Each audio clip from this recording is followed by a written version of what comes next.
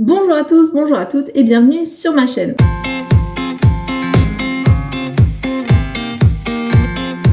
Alors aujourd'hui on est lundi et comme tous les lundis je partage avec vous une astuce, une pépite pour pouvoir développer et entretenir votre motivation pour pouvoir atteindre plus facilement vos objectifs. Et aujourd'hui on va parler des bonnes excuses que vous vous trouvez, que je me trouve au quotidien et qui finalement ont cet effet de freiner notre motivation et d'empêcher l'atteinte de nos objectifs. Alors bien évidemment, ce que je vais dire dans cette vidéo, comme dans toutes les vidéos que je peux faire dans cette série, n'est pas forcément valable pour tous les objectifs ou pour tous les freins que vous pouvez avoir, ou voilà, à vous de voir comment ça va vous parler, mais je trouve cette démarche très intéressante, je l'utilise moi aussi quand je me rends compte que je suis en train d'utiliser des bonnes excuses, et j'avoue que sur moi, c'est plutôt assez efficace. Il s'agit en fait de prendre votre bonne excuse, vous voyez la petite raison que vous êtes en train d'invoquer comme si elle était vraie, pour vous empêcher de faire une action et de la renverser à votre avantage, justement en faisant un levier de motivation. Je m'explique. Si par exemple, pour vous, vous ne pouvez pas faire de sport parce que vous avez les enfants à la maison et que ça vous prend énormément de temps, que vous n'avez plus de temps pour vous. Et c'était le cas, c'est justement ce qui m'a motivée pour pouvoir faire cette vidéo. Et bien en fait, ça vaudrait peut-être le coup de se dire, ok, et si le fait d'avoir les enfants n'était pas un frein, mais un levier pour pouvoir faire du sport? Et du coup, moi, je l'ai utilisé personnellement en mode, bah oui, mais en fait, vu que j'ai des enfants, les enfants me demandent beaucoup d'énergie. L'énergie, il faut être en forme pour pouvoir en avoir et pour pouvoir faire en sorte que ça me prenne moins d'énergie. Donc, en fait, le fait d'avoir des enfants est justement une excellente excuse pour pouvoir faire du sport. Et ceux qui me diraient, oui, mais du coup, c'est vrai que quand tu t'occupes des enfants, bah, du coup, tu peux pas faire les deux en même temps. Tu peux pas en même temps t'occuper des enfants, en même temps te faire une séance de sport. Et là, j'aurais tendance encore à vous dire, bah oui, forcément. Et j'ai pensé ça et je me suis dit ça plein de fois. Et pour autant, en fait, c'est juste que ça va m'amener à faire du sport différemment. Mais justement parce que les enfants sont là, c'est l'occasion pour moi de faire du sport en utilisant les enfants, en utilisant leur motivation naturelle, en utilisant leur envie de jouer, en utilisant leur côté compétitif, en utilisant finalement la cohésion, et ça me permet en fait de vivre une activité avec eux. Parce que quand on a des enfants, bien évidemment, quand on dit j'ai pas le temps parce que j'ai les enfants, on imagine que faire du sport n'est pas une activité qu'on peut faire avec des enfants et que les enfants ont besoin d'un temps ou d'une activité où on s'occupe d'eux. Et en fait, on peut très bien mixer les deux pour faire une activité sportive mais avec les enfants. Et c'est exactement ce que j'ai fait hier.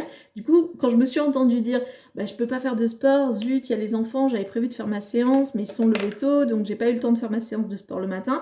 Je me suis dit, c'est l'occasion idéale pour faire une séance de sport avec les enfants. J'ai pris les enfants, on les a habillés, dans la voiture, et on est parti au parc faire 2 heures finalement de balade, de sport. En plus, il y a un parc où il y a des petits accessoires pour pouvoir faire du sport, donc on en a profité pour faire du sport de cette manière-là. Bien évidemment, c'était pas exactement ce que j'avais en tête quand j'imaginais faire une séance de sport, mais ça m'a permis de faire ma séance de sport de manière un peu différente, et ça m'empêchera pas de faire ma séance de sport classique dans un autre temps. Donc c'est pour ça que je vous en parle. Alors vous allez me dire peut-être que vous, ça ne s'adapte pas à votre cas, tout ça, mais si on y réfléchit bien, qu'est-ce qui fait qu'une excuse est une bonne excuse et qu'elle marche pour vous?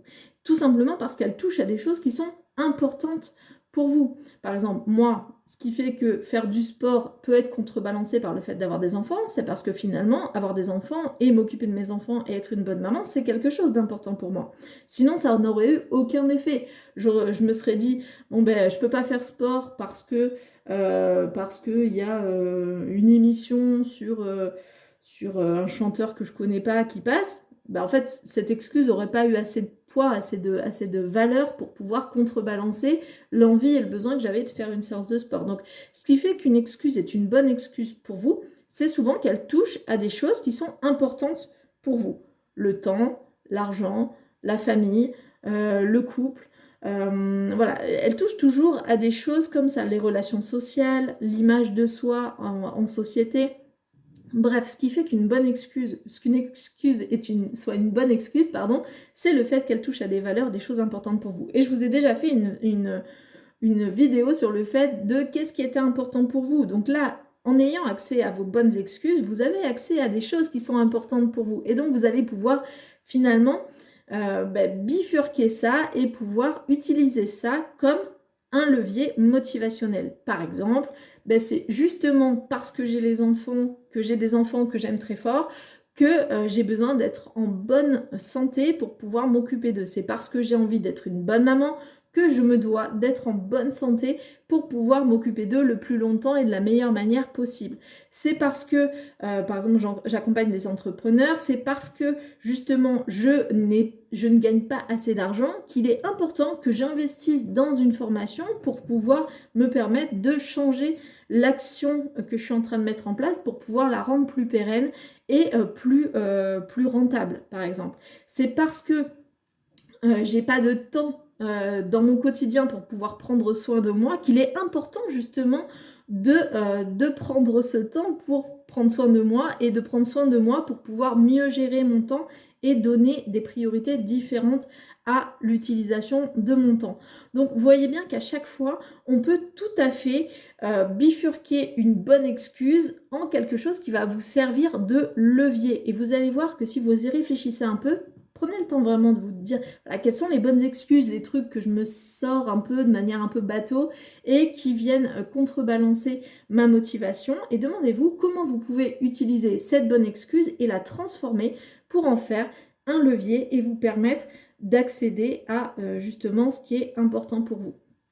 Donc bien évidemment, ça ne marchera pas pour toutes les bonnes excuses, ça ne marchera pas dans tous les cas, mais je vous garantis que si vous vous posez ce genre de questions, ça va être intéressant pour vous. Par exemple, j'ai pas le temps de ranger mon appartement, bien noter qu'il est urgent finalement de prendre le temps de ranger votre appartement pour pouvoir perdre moins de temps à chercher vos clés, à contourner des objets qui sont au milieu du passage, voilà, vous voyez finalement ça marchait dans un sens et du coup ça peut très bien marcher dans l'autre. Donc vraiment prenez le temps de vous dire ok, quelles sont les bonnes excuses que je me sors et que je me sers et resserre aujourd'hui pour pouvoir ne pas faire ce que je dois faire, et dites-vous comment je vais le transformer, l'utiliser comme un atout pour pouvoir justement réaliser ce même objectif. Et voilà, je vous invite vraiment à tester et à me dire dans les commentaires comment vous avez fait et comment vous avez réussi à switcher votre bonne excuse pour ne pas faire en bonne excuse pour faire et en levier motivationnel pour faire. Encore une fois, si c'est une bonne excuse pour vous, si elle marche pour vous, c'est qu'elle est importante, c'est qu'elle touche à des valeurs et ces valeurs, vous allez pouvoir les utiliser au service de votre objectif et non pas pour desservir votre objectif. Voilà, je m'arrêterai là pour aujourd'hui. Je vous donne rendez-vous lundi prochain pour une nouvelle astuce de motivation et je vous souhaite vraiment une excellente semaine. Profitez-en et faites ce qui est important pour vous. Et voilà, agissez, c'est votre vie, la vie de personne d'autre. Voilà, faites-en ce que vous avez envie d'en faire. Allez, je vous laisse. À très bientôt. Ciao, ciao.